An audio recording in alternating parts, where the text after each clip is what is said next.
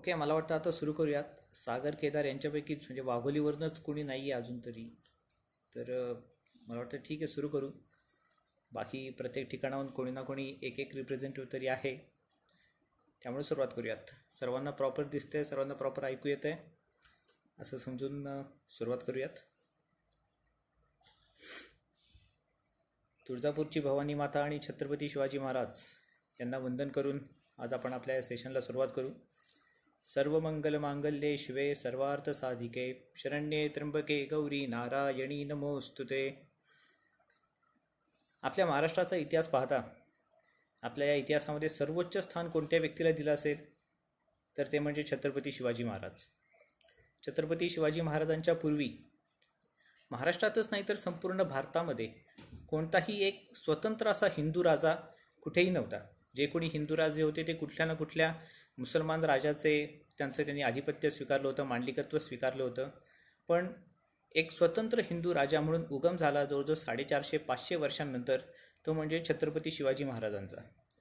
म्हणजे एक 17-18 वर्षाचा तरुण स्वराज्य स्थापनेची शपथ घेतो काय, अगदी काबूल कंधारपासून ते बंगालपर्यंत पसरलेलं मुघल साम्राज्य असेल किंवा जवळजवळ अर्धा हिंदुस्थान व्यापलेली आदिलशाही असेल, या दोन मातब्बर राजसत्तांशी तो व्यक्ती टक्कर घेतो आणि आपलं स्वतंत्र असं हिंदू साम्राज्य निर्माण करतो.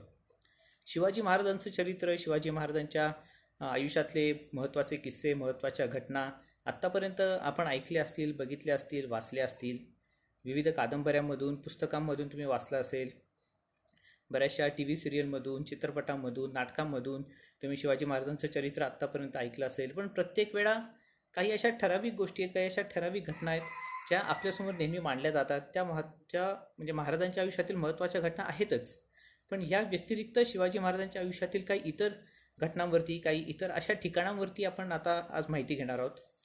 म्हणजे जेव्हा शिवाजी महाराजांचं चरित्र सांगितलं जातं तेव्हा शिवाजी महाराजांनी घेतलेली स्वराज्य स्थापनेची शपथ, अफजल खानाविरुद्ध त्यांची झालेली लढाई, शाहिस्तेखानाची बोटं तोडणे, सुरतेवरती हल्ला, आग्र्यावरून त्यांनी केलेलं मिठाईच्या पेटाऱ्यातून केलेलं पलायन, परत शिवाजी महाराजांचा राज्याभिषेक, शिवाजी महाराजांची दक्षिण दिग्विजय मोहीम, ह्या घटना आत्तापर्यंत आपण ऐकल्या असतील, बघितल्या असतील. पण या सर्वांच्या व्यतिरिक्त काही अशा घटना आहेत, काही अशी ठिकाणं आहेत जे महाराष्ट्राच्या बाहेरची आहेत, पण त्यांचं शिवाजी महाराजांशी काहीतरी संबंध आहे. ती दुर्मिळ ठिकाणं आहेत, त्या घटना अशा आहेत ज्या प्रत्येकाला माहिती असाव्यात. तर अशा काही 2-4 अशा घटनांचा आणि काही अशा गोष्टींचा, काही शिवाजी महाराजांच्या आयुष्यातील काही अशा घटनांचा आत्ता आपण थोडीफार माहिती घेणार आहोत. सर्वप्रथम आपण जाणून घेऊ की बुंदेलखंड या भागाचा आणि शिवाजी महाराजांचा काय संबंध आहे. तर बुंदेलखंड म्हणजे कोणता भाग, तर आपल्या भारतामध्ये म्हणजे सध्याच्या भौगोलिक परिस्थितीनुसार बघता मध्य प्रदेश आणि उत्तर प्रदेशच्या सरहद्दीवरचा जो पट्टा आहे त्याला बुंदेलखंड असं म्हणतात. म्हणजे त्यामध्ये पन्ना, झाशी, दातिया, जैतापूर ही जी काही थोडीफार संपन्न शहरं जी आहेत, ते संपन्न शहरं, त्याच्या आजूबाजूचा प्रदेश आणि उत्तर प्रदेश आणि मध्य प्रदेशची बॉर्डर जिथं जॉईंट होते त्याच्या वरचा खालचा जो थोडाफार पट्टा आहे त्याला बुंदेलखंड असं म्हणतात. तर या बुंदेलखंड हा जो भाग आहे, हा एरिया आहे आपल्या भारतामधला, त्याचा आणि शिवाजी महाराजांचा काय संबंध आहे. तर तुम्ही शिवाजी महाराजांचं साम्राज्य जर बघितलं, म्हणजे शिवाजी महाराजांच्या कारकिर्दीमध्ये शिवाजी महाराजांनी घडवलेलं जे मराठी साम्राज्य जर आपण बघितलं तर संपूर्ण महाराष्ट्र देखील शिवाजी महाराजांच्या ताब्यात नव्हता. म्हणजे फार फार तर पालघर जिल्हा, गुजरातचा थोडाफार खालचा भाग, पालघर जिल्हा, ठाणे जिल्हा, रायगड, सिंधुदुर्ग, रत्नागिरी, पुणे जिल्हा, सातारा जिल्हा, कोल्हापूर जिल्हा, नाशिक जिल्हा आणि मग खाली म्हणजे दक्षिणेकडे शिवाजी महाराजांचा राज्यविस्तार होत गेला. मग कर्नाटकमधला बेळगाव जिल्हा असेल, खाली मग अजून कर्नाटकचा काही पट्टा जिंकत शिवाजी महाराज तमिळनाडूपर्यंत पोचले होते. तमिळनाडूमधले जिंजी, वेल्लोर, तंजावर सारखा जो प्रदेश आहे तो शिवाजी महाराजांनी जिंकून घेतला होता. पण म्हणजे वरच्या साईडला, म्हणजे उत्तरेच्या साईडला शिवाजी महाराजांचा राज्यविस्तार कधी झाला नाही म्हणजे त्या मानाने. पण तरी देखील महाराष्ट्राच्या वरती असलेला मध्य प्रदेश, त्या मध्य प्रदेश आणि उत्तर प्रदेशच्या सरहद्दीवर असलेला हा बुंदेलखंड भाग, याचा आणि शिवाजी महाराजांचा काय संबंध आहे तर ते आता आपण जाणून घेऊयात. या बुंदेलखंडचा इतिहास पाहता या बुंदेलखंडावरती बुंदेले साम्राज्य, म्हणजे बुंदेले आडनाव असलेल्या राजांचं इथं साम्राज्य होतं. या बुंदेलखंडावरती चंपतराय बुंदेला नावाचे एक राजे तिथं राज्य करत होते आणि ह्या बुंदेलखंड भाग जिंकण्याची इच्छा होती मुघल बादशाह शहाजहानची. आता ही जी घटना सांगतोय हे शिवाजी महाराजांच्या जन्मापूर्वीची घटना आहे. तर मुघल बादशाह शहाजहान याला हा बुंदेलखंड प्रांत जिंकायचा होता. यांनी या चंपतराय बुंदेला याच्याविरुद्ध शहाजहाननी युद्ध केलं आणि दुर्दैवाने या युद्धामध्ये चंपतराय बुंदेला पराभूत झाले. चंपतराय बुंदेलांचा ह्या युद्धामध्ये त्यांना मरण पत्करावं लागलं आणि त्यांचा जो बुंदेलखंड हा जो भाग आहे तो मुघलांच्या ताब्यात गेला. नंतर ह्या चंपतराय बुंदेलांना 5 मुलं होती. ह्या 5ही मुलांना नाईलाजास्तव मोगलांची चाकरी पत्करावी लागली. म्हणजे मोगलांच्याच हाताखाली त्यांच्या हातात थोडंफार सैन्य देण्यात आलं. जिथे कुठे काही युद्ध असेल त्या युद्धाच्या ठिकाणी या 5ही मुलांना पाठवण्यात आलं. या चंपतराय बुंदेलांच्या 5 मुलांमध्ये जो सर्वात छोटा मुलगा होता त्याचं नाव होतं छत्रसाल बुंदेला. या छत्रसाल बुंदेलाला नेहमी असं वाईट वाटत होतं की ज्या मोगलांनी आपली मातृभूमी आपला बुंदेलखंड हा प्रांत आपल्याकडून त्यांनी जिंकून घेतला, ज्यांनी आपल्या वडिलांना मारलं, ज्यांनी आपल्याला आपल्या घरातूनच बाहेर हकललं, त्याच मोगलांची आपण आज चाकरी करतोय. ही किती दुर्दैवाची गोष्ट आहे. आणि ह्याबद्दल त्यांच्या मनामध्ये हा खल नेहमी वाटत होता. त्यांना हे नेहमी वाईट वाटत होतं. त्यामुळं या छत्रसाल बुंदेलांना काही करून आपल्या मातृभूमीसाठी काहीतरी करायचं होतं, पण त्यांना योग्य ती संधी मिळत नव्हती. आणि त्याच काळामध्ये इकडे दख्खनमध्ये शिवाजी महाराजांचा उदय होत होता. मग शिवाजी महाराजांच्या एक एक घटना लोकांपर्यंत पोहोचू लागल्या. सर्वात महत्त्वाची गोष्ट म्हणजे शिवाजी महाराजांनी अफजल खानचं झालेलं युद्ध. अफजल खान हा म्हणजे त्या काळातला भारतातला सर्वात ताकदवर व्यक्ती, म्हणजे उंचच्या उंच धिप्पाड एकदम ताकदवर व्यक्ती. आणि अशा अफजल खान अशा ताकदवर व्यक्तीला समोरासमोर मॅन टू मॅन फाईटमध्ये एक माणूस मारून टाकतो म्हणजे काय, म्हणजे याचा अर्थ शिवाजी नावाचा व्यक्ती किती ताकदवर असेल. आणि त्यामुळे शिवाजी महाराजांचं नाव संपूर्ण भारतभर झालं. त्यानंतर एक एक घटना घडत गेल्या. साक्षात मोगल बादशाह औरंगजेबचा मामा शाहिस्ते खान याची बोट शिवाजी महाराज तोडतो, म्हणजे शिवाजी म्हणजे काय व्यक्ती असेल. त्यामुळे शिवाजी महाराजांचं नाव सगळीकडे होत गेलं. त्या काळातलं भारतातलं सर्वात धनाढ्य सर्वात व्यापारी शहर, जिथून मोगल साम्राज्याला सगळ्यात जास्त रेव्हेन्यू मिळत होता, त्या सुरत शहरावरती शिवाजी हल्ला करतो. त्या सुरतला बदसुरत करून टाकतो. तिथली सगळी धनाढ्य सगळी संपत्ती तो लुटून घेतो. म्हणजे शिवाजी म्हणजे काय व्यक्ती असेल. हळूहळू शिवाजी महाराजांचं नाव संपूर्ण भारतभर होत होतं. आणि ह्याची प्रेरणा या छत्रसाल बुंदेलांना मिळत होती. पण छत्रसाल बुंदेला मोगलांचे चाकर बनून राहिले होते, त्यामुळे त्यांचा नाईलाज पण होता. एकदा मोगल बादशाह औरंगजेब याच्या हाताखाली काम करणारा एक दिलेर खान नावाचा एक सरदार होता. या दिलेर खानला मोगल बादशाहाने शिवाजी महाराजांवरती हल्ला करायला एका मोहिमेवरती पाठवून दिलं. आणि त्याच्यासोबत मदतनीस म्हणून जे काही इतर छोटे मोठे सरदार पाठवतात त्यामध्ये छत्रसाल बुंदेलांना देखील पाठवण्यात आलं. आणि छत्रसाल बुंदेलांना ही अतिशय नामी संधी मिळाली. छत्रसाल बुंदेला ह्या निमित्ताने दख्खनमध्ये म्हणजे महाराष्ट्राकडे आले दिलेर खानाच्या सोबत. आणि एक दिवस योग्य ती संधी पाहून छत्रसाल बुंदेला आपल्या निवडक साथीदारांना घेऊन तिथून निघाले आणि थेट रायगडावरती येऊन त्यांनी शिवाजी महाराजांशी संपर्क साधला. शिवाजी महाराजांना ते भेटले. शिवाजी महाराजांना म्हणाले, मला तुमच्या सोबत मला काम करायचं, मला तुमच्या नोकरीमध्ये घ्या, तुमची चाकरी मला द्या. पण शिवाजी महाराज म्हणाले, नाही, तुम्ही माझ्या हाताखाली काम करणं हे तुमच्या प्रतिष्ठेला शोभणारं नाही. तुम्ही एका मातब्बर घराण्यामधले एक अतिशय मातब्बर असे राजपुत्र आहात, एका राजेशाही घराण्यातले तुम्ही व्यक्ती आहात. तुम्ही माझ्या हाताखाली काम करणं हे तुमच्या प्रतिष्ठेला शोभा देणारं नाही. पण तुम्ही एक काम करू शकता. जे काम मी इथं दख्खनमध्ये केलं आहे ते काम तुम्ही बुंदेलखंडामध्ये जाऊन करा. माझी ही तलवार, माझी ही शमशेर मोगलांवरती नेहमी उपसलेली असेल. तुम्ही देखील तुमची शमशेर बाहेर काढा आणि या मोगलांवरती तुटून पडा. ते हत्ती असतील तर तुम्ही सिंह आहात हे लक्षात ठेवा. भवानी माता मला प्रसन्न आहे, त्यामुळे मला प्रत्येक ठिकाणी विजय मिळतोय. तुम्ही देखील भगवान श्रीकृष्णाचे भक्त आहात, त्या श्रीकृष्णाचं स्मरण करा आणि या मोगलांवरती तुटून पडा. आणि दुर्दैवाने जर का कधी तुमच्यावरती वाईट परिस्थिती आली तर एक मोठा भाऊ समजून तुम्ही माझ्याकडे मदत मागा. मी नेहमीच तुम्हाला मदत करायला तयार राहील.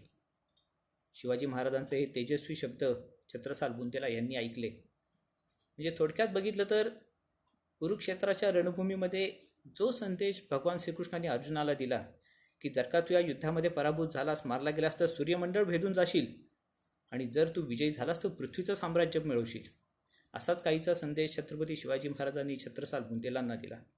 छत्रसाल बुंदेला प्रेरित होऊन तिथून निघाले, बुंदेलखंडात आले. सुरुवातीला छत्रसाल बुंदेला यांच्यासोबत केवळ 21 जण होते. हळूहळू त्यांनी सैन्य गोळा केलं. एक एक प्रांत, हळूहळू एक एक प्रदेश जिंकत जिंकत त्यांनी आपली बुंदेलखंड ही मातृभूमी त्यांनी पूर्णपणे स्वतंत्र केली. आणि जोपर्यंत शिवाजी महाराज हयात होते तोपर्यंत म्हणजे सुदैवाने अशी वेळ आली नाही की छत्रसाल बुंदेलांना शिवाजी महाराजांची मदत मागावी लागेल अशी वेळ आली नाही. म्हणजे छत्रसाल बुंदेला पूर्णपणे स्वावलंबी होते. त्यांनी आपलं राज्यकारभार व्यवस्थित चालवला आणि शिवाजी महाराजांच्या प्रेरणेने, शिवाजी महाराजांच्या शब्दांनी प्रेरित होऊन त्यांनी आपली ही बुंदेलखंड, ही मातृभूमी त्यांनी पूर्णपणे स्वतंत्र केली. आणि कधी त्यांच्यावर एवढी अशी वाईट प्रसंग, वाईट वेळ आला नाही की त्यांना शिवाजी महाराजांकडे मदत मागावी लागेल. पण म्हणतात ना की कोणत्याही कामासाठी एक छोटीशी ठिणगी पडणं, कुठंतरी एक प्रेरणा मिळणं, एक तो काय म्हणतात स्टार्टर मारणं कुठंतरी गरजेचं होतं. आणि तो स्टार्टर मारायचं काम कुणी केलं तर तो छत्रपती शिवाजी महाराजांनी केलं. म्हणजे या बुंदेलखंड प्रांत जो स्वराज्यापासून इतका लांब होता, पण त्या बुंदेलखंड प्रांताच्या स्वातंत्र्य संग्रामामध्ये, मोगलांपासून बुंदेलखंड स्वातंत्र्य करण्याच्या कामामध्ये कुठंतरी डायरेक्टली इनडायरेक्टली छत्रपती शिवाजी महाराज देखील इन्व्हॉल्व्ह होते. आणि हे आज फार कमी जणांना माहिती आहे. आजही तुम्ही त्या प्रांतामध्ये गेला तर तिथं पन्ना या ठिकाणी छत्रसाल बुंदेला यांची समाधी आहे. त्या छत्रसाल बुंदेला यांच्या समाधीचं जेव्हा नंतर डागडुजी वगैरे करण्यात आली सरकारच्या तर्फे, तेव्हा तिथं एक कोनशिला लावण्यात आली. आणि त्या कोनशिलेमध्ये 2 वाक्य आहेत, अशी काव्यमय स्वरूपाची 2 वाक्य आहेत की शिवाजी के पीछे हुआ बुंदेला बलवान, प्राणनाथ का शिष्य यह छत्रसाल महान. म्हणजे याच्यावरून आपल्याला कळतं की छत्रसाल बुंदेला हे शिवाजी महाराजांना आपले गुरु मानत होते, स्वतःला शिवाजी महाराजांचे शिष्य मानत होते.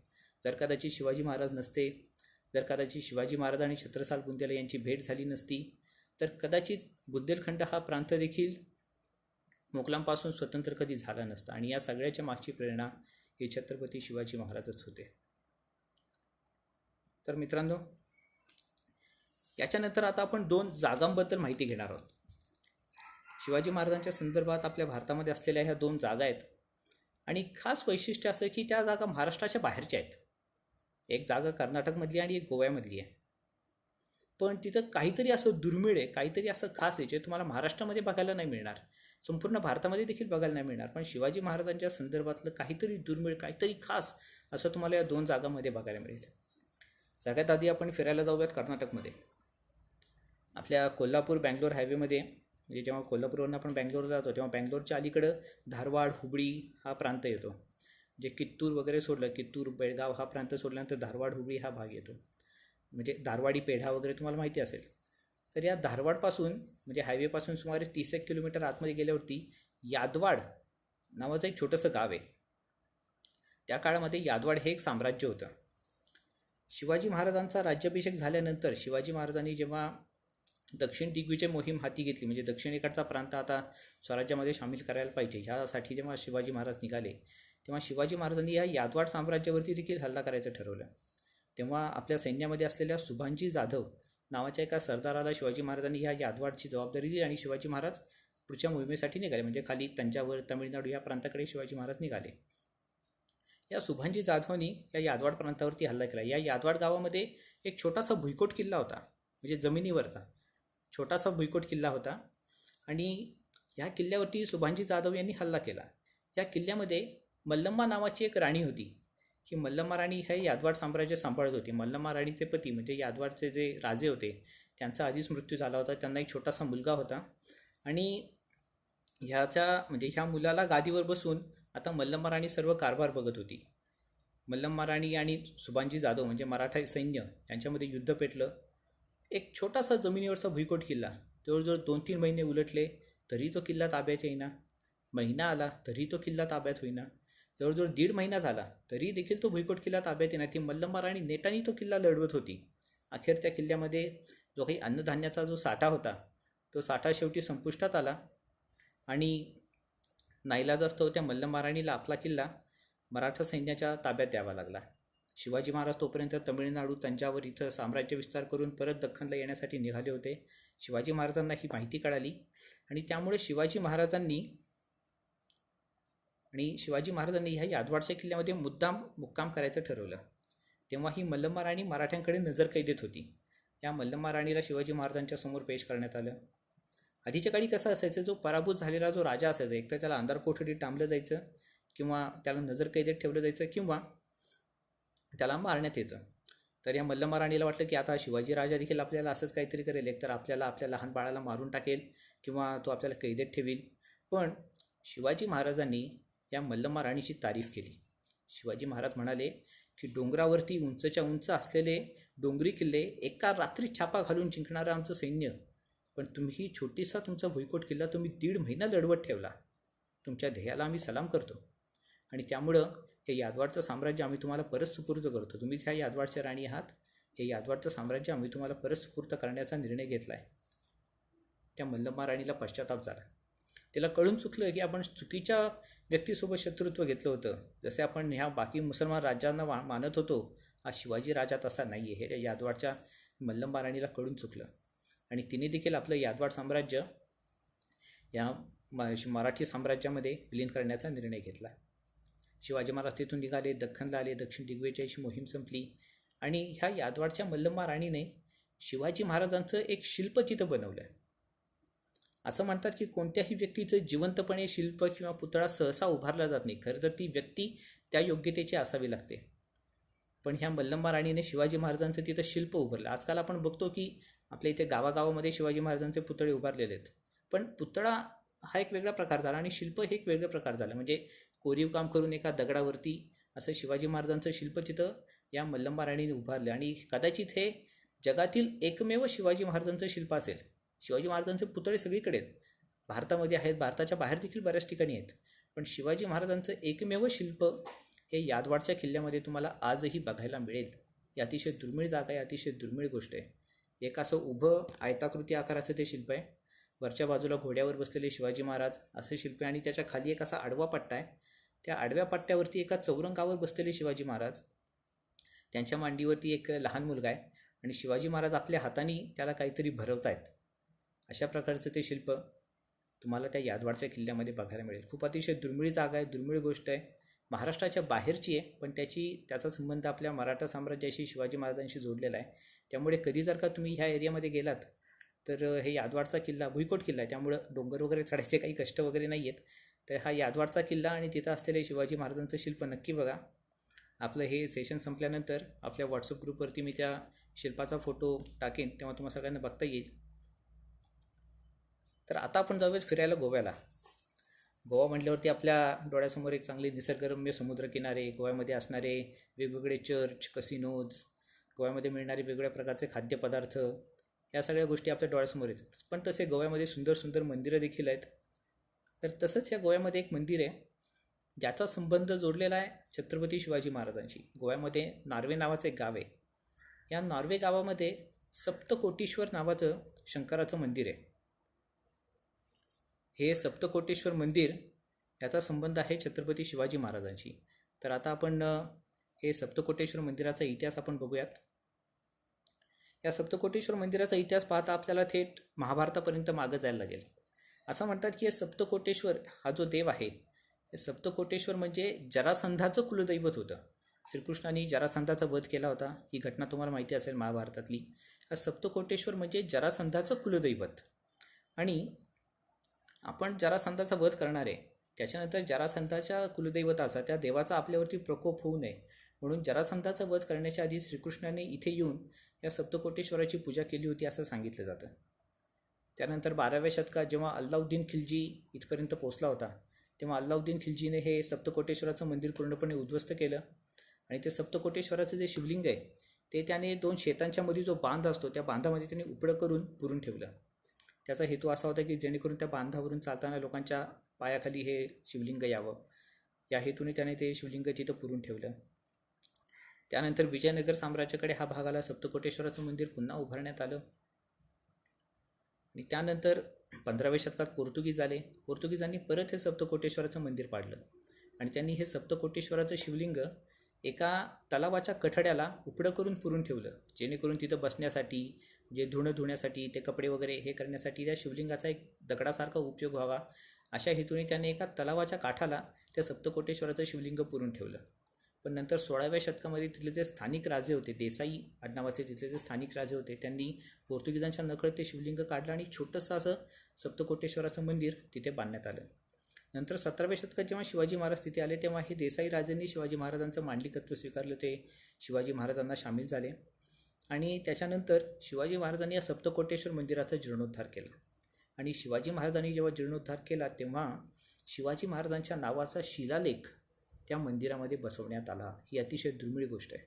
असं म्हणतात की शिवाजी महाराज हे प्रसिद्धी पराभिमुख होते त्यांनी आपलं नाव कुठेही कोणत्या किल्ल्याला आपलं नाव दिलं नाही, कोणत्याही किल्ल्यावरती त्यांचं शिलालेखाचा कुठेही त्यांचा शिलालेख नाही आहे. त्यांनी आयुष्यामध्ये शिवाजी महाराजांनी इतके किल्ले बांधले पण त्यांचा नावाचा उल्लेख कुठेही नाही आहे, कुठेही त्यांच्या नावाचा शिलालेख आढळलेला नाही. पण जगातील एकमेव असा शिवाजी महाराजांचा नामोल्लेख असलेला शिलालेख तुम्हाला या सप्तकोटेश्वर मंदिरामध्ये बघायला मिळेल. 2001 साली सरकारने या सप्तकोटेश्वर मंदिराचा परत म्हणजे नवीन स्वरूपामध्ये बांधणी केली, पण तो शिलालेख त्यांनी तिथे तसाच ठेवला आहे. अजूनही सुस्थितीमध्ये आहे. संस्कृतमधला शिलालेख आहे. तेव्हाची तारीख, वार, संवत्सर, शके ह्याची सगळी डिटेल माहिती असलेला तो संस्कृतमधला शिलालेख तुम्हाला आजही तिथे बघायला मिळतो. शिवाजी महाराजांच्या आधी, शिवाजी महाराजांच्या नंतर जे कोणी राजे राजसत्ता होऊन गेल्या त्यांनी प्रत्येकाचं आपलं नाव कुठं ना कुठं लिहून ठेवलं आहे. म्हणजे जर का तुम्ही सज्जनगड किल्ल्यावर गेलात तर सज्जनगड किल्ल्याचा जो दुसरा दरवाजा आहे, जे सज्जनगड किल्ल्याच्या आदिलशाही बादशाहच्या काळात बांधण्यात आला, इथं त्याच्या नावाचा उर्दूमधला शिलालेख आहे. तुम्ही जर का सिंहगडला गेलात तर सिंहगड किल्ल्याचा जो कल्याण दरवाजा आहे त्याचं बांधकाम नानासाहेब पेशव्यांच्या काळात आलं होतं, तिथं त्यांच्या नावाचा शिलालेख तुम्हाला बघण्यात येईल. आपल्या मुंबईच्या इथं वसई विरार हा जो पट्टा आहे तिथं अर्नाळा नावाचा किल्ला आहे. त्या अर्नाळा किल्ल्याचं बांधकाम बाजीराव पेशव्यांच्या काळात करण्यात आलं, तिथे त्यांच्या नावाचा शिलालेख आहे. पण शिवाजी महाराजांच्या नावाचा शिलालेख फार दुर्मिळ आहे आणि तो महाराष्ट्रात नाही तर गोव्यामध्ये आहे आणि सप्तकोटेश्वर या ठिकाणी. तर पुढे जेव्हा तुम्ही आयुष्यामध्ये कधी जर का गोव्यामध्ये गेलात तर गोव्यामध्ये जे काही बीचेस, चर्च, कसिनोज वगैरे असतील या सर्वांच्या सोबत या सप्तकोटेश्वराचं देखील दर्शन जरूर घ्या, कारण ह्याचा संबंध कुठं ना कुठं आपल्या शिवाजी महाराजांशी आहे आणि तिथे एक दुर्मिळ गोष्ट तुम्हाला बघता येईल. हो, शिलालेखाचा फोटो म्हणजे मी अजून गोव्याला गेलो नाही आहे, पण नेटवरती शिलालेखाचा फोटो अवेलेबल आहे, तो मला टाकता येईल. तो देखील नंतर मी आपल्या ग्रुपवरती टाकतो. आता आपण शिवाजी महाराजांनी केलेला एक छोटासा प्रयोग, छोटासा पण अतिशय महत्त्वाचा एक असा विलक्षण प्रयोग आपण आता जाणून घेऊयात. तुम्हा सर्वांना माहिती असेल की जेव्हा आपल्या भारताला स्वातंत्र्य मिळालं 1947ला, तेव्हा स्वातंत्र्यवीर सावरकरांनी मराठी भाषा शुद्धीकरणाचा प्रकल्प हाती घेतला होता.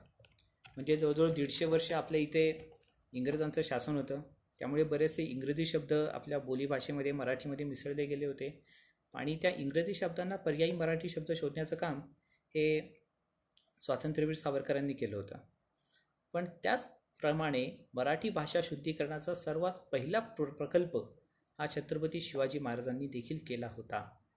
जेव्हा शिवाजी महाराजांचा राज्याभिषेक झाला तेव्हा म्हणजे शिवाजी महाराजांच्या पूर्वी जवळजवळ 350-400 वर्ष हे मोगल, आदिलशाह, निजामशाह, हे बहमनी साम्राज्य असेल, खिलजी साम्राज्य असेल, ह्या सगळ्यांचा महाराष्ट्रावरती ते राज्य करत होते. त्यामुळे कितीतरी उर्दू, अरेबियन, पारशी असे शब्द मराठीमध्ये देखील मिसळले गेले होते आणि या सर्वांना पर्यायी मराठी शब्द शोधण्याचं काम हे छत्रपती शिवाजी महाराजांनी तेव्हा केलं होतं. म्हणजे जी दूरदृष्टी सावरकरांनी दाखवली होती ती सावरकरांच्याही कित्येक वर्ष आधी शिवाजी महाराजांनी देखील दाखवली होती की आपली मराठी भाषा टिकली पाहिजे. मराठी भाषेमध्ये हे जे काही घुसखोरी झाली आहे, हे जे काही परकीय शब्द मराठी भाषेमध्ये आली आहेत, हे सगळे शब्द नष्ट होऊन मराठी भाषा शुद्धीकरण झालं पाहिजे आणि मराठी भाषा शुद्धीकरणाचं काम हे सर्वप्रथम छत्रपती शिवाजी महाराजांनी त्यांच्या राज्याभिषेकानंतर केलं होतं. तेव्हा त्यांनी जो शब्दकोश बनवला त्याला राज्य व्यवहार कोश असं नाव देण्यात आलं आणि शिवाजी महाराजांचा अशी सक्त ताकीद होती की इथून पुढं जो काही स्वराज्याचा पत्रव्यवहार होईल त्या पत्रव्यवहारामध्ये हेच शब्द वापरण्यात यावेत. अशा प्रकारे मराठी भाषा शुद्धीकरणाचं काम शिवाजी महाराजांनी केलं होतं. याच्यातली काही आपण उदाहरणं घेऊयात. जसं की जवाहरखाना. या जवाहरखाना म्हणजे जिथे हिरे जवाहरात जिथे ठेवले जायचे त्याला पर्यायी शब्द आला रत्नशाळा. अंबरखाना याला पर्यायी शब्द आला धान्यशाळा. तालीमखाना ह्याला दुसरा शब्द शोधण्यात आला व्यायामशाळा. मुदपाकखाना म्हणजे जिथं स्वयंपाक केला जायचा मुदपाकखाना, त्याला पर्यायी शब्द आला पाकालय. वजीर हे जे दरबारातलं पद होतं ते वजीर ह्याला पर्यायी शब्द शोधण्यात आला प्रधान. नगारखाना. नगारखाना म्हणजे किल्ल्यावरची एक अशी जागा की जिथे म्हणजे जेव्हा राजाचा आपल्या राजसभेमध्ये प्रवेश होतो किंवा राजा एखाद्या मोहिमेवरनं परत येतो किंवा एखादी शुभवार्ता असते, राजाला मुलगा झाला वगैरे अशी एखादी शुभवार्ता असते किंवा एखादं सैन्य महत्त्वाची मोहीम जिंकून परत येतं, तेव्हा त्यांचं स्वागत करण्यासाठी किंवा किल्ल्यावरच्या सर्व लोकांना ती शुभवार्ता काढण्यासाठी जिथे नगाडा आणि सनई वाजवली जायची ती जी किल्ल्यावरची जागा असती त्याला नाव होतं नगारखाना. ह्याच्यासाठी खूप सुंदर शब्द आहे. या नगारखान्यासाठी शब्द शोधण्यात आला राजदुंदुभी गृह, म्हणजे जिथून राजाच्या विजयाची दुमदुभी निनादली जाते ती जागा राजदुमदुभी गृह.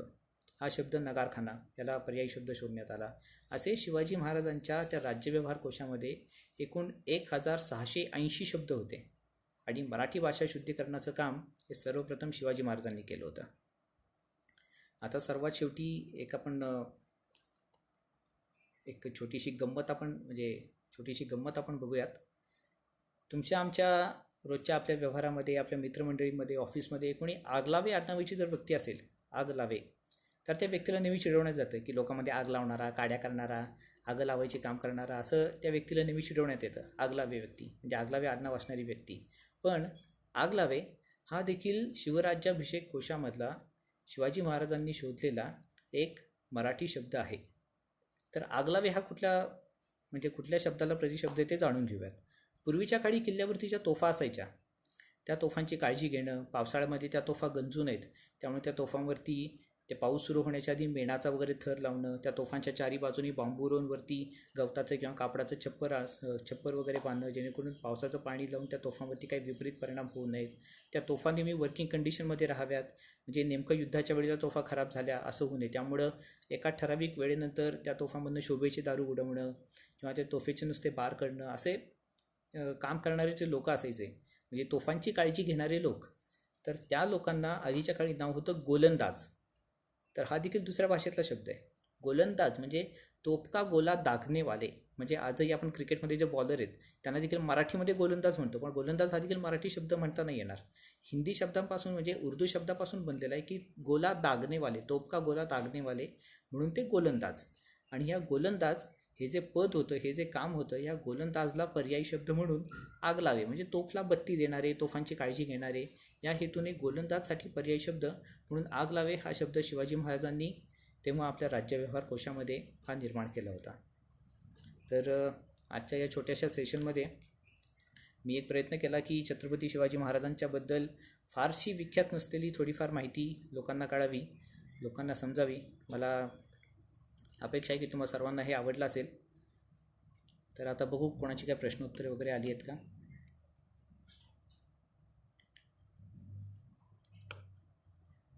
ओके, निखिलचा प्रश्न आहे की डिटेल माहिती कोणत्या पुस्तकातून मिळाली बुंदेलखंडाची. तर बुंदेलखंडाचा हा जो इतिहास आहे तो बऱ्याचसे म्हणजे आता कथा कादंबऱ्या आपण वाचत असतो, पण बुंदेलखंडाचा हे इतिहास तुम्हाला राजा शिवछत्रपती हा जो म्हणजे बाबासाहेब पुरंदरेंनी लिहिलेला जो ग्रंथ आहे त्याच्यामध्ये देखील उपस्थित आहे. शिवाय त्याच्या आधी ज्या काही बखरी लिहिण्यात आल्या, म्हणजे बखर हा जो जे वाङ्मय प्रकार आहे हा थोडासा किचकट आहे, हा थोडा वाचायला लोकांना जड जातो, किंवा कारण त्याच्यामध्ये गोष्टीरूप स्वरूपामध्ये किंवा कादंबरीसारखं असं लिहिलेलं नसतं. पण बऱ्याचशा बखरीमध्ये देखील याचा उल्लेख आहे. पण जर का आधुनिक पुस्तकामध्ये श्रीमान योगीमध्ये हा भाग नाही आहे, पण राजा शिवछत्रपतीमध्ये तुम्हाला हा बुंदेलखंडाचा इतिहास तुम्हाला वाचता येईल.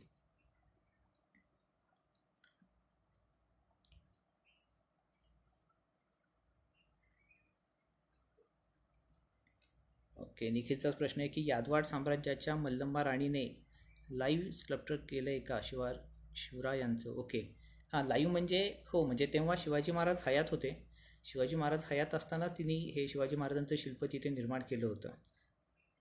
म्हणजे असं म्हणता येईल की जिवंतपणे कोणत्या व्यक्तीचं सहसा शिल्प पुतळा उभारला जात नाही, पण हो, पण शिवाजी महाराजांचं जिवंतपणे उभारलं गेलेलं एकमेव शिल्प हे तुम्हाला तिथे यादवाडला बघता येईल. नंतर गायत्रीने विचारले की ते सप्तकोटेश्वरचा शिलालेखाचा फोटो आहे का. मी अजून गोव्याला गेलो नाही आहे, यादवाडला गेलो, त्यामुळे यादवाडच्या किल्ल्यातलं शिल्प ते आहे माझ्याकडे. पण सप्तकोटेश्वराचा शिलालेखाचा फोटो नेटवरती मिळेल, तो मी आपल्या ग्रुपवरती टाकतो, नेटवरती शोधून टाकतो. ओके, बाकी अजून कोणाचे काही प्रश्न आहेत का.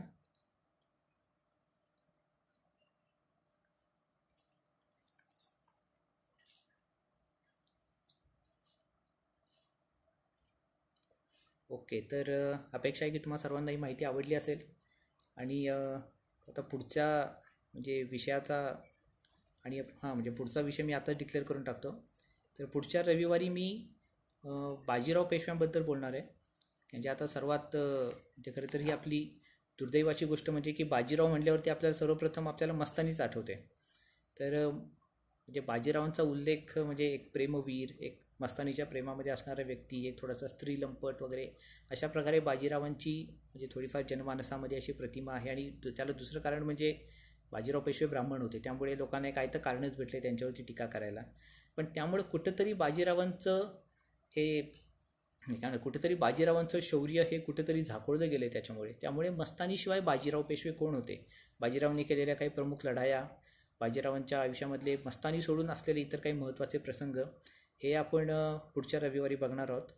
ओके, निखिल विचारते उद्या कोणता विषय, तर उद्या गायत्रीचे बाबाच बोलतील. त्यांचा जे गीतेचा अध्याय ते जे त्यांचे सेशन आहेत ते उद्यापासून कंटिन्यू करतील. आणि पुढच्या रविवारी मी बाजीराव पेशव्यांबद्दल बोलेल. ओके, तर आपण थांबावं का आज इथं? कुणाला काही प्रश्न नसतील तर थांबूयात.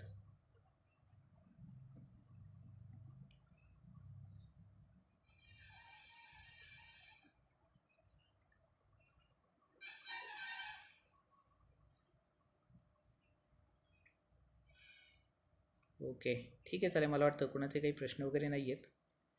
सर्वांना ऐकल्याबद्दल धन्यवाद. अपेक्षा असेल सर्वांना आवडला असेल. अभिप्राय कळवा, आवडलं तरी कळवा, नाही आवडलं तरी कळवा. चलो, धन्यवाद.